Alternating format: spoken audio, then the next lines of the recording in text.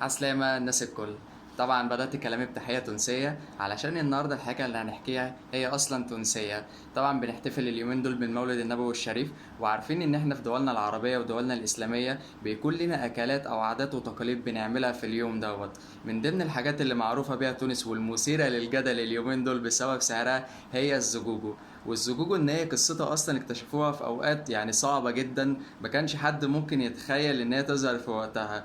وترجع قصتها لسنة 1864 لما حصل ثورة وقتها على النظام هناك. وقتها حصل جفاف كبير جدا جدا أدى على القضاء على جميع المحاصيل تقريبا الأساسية.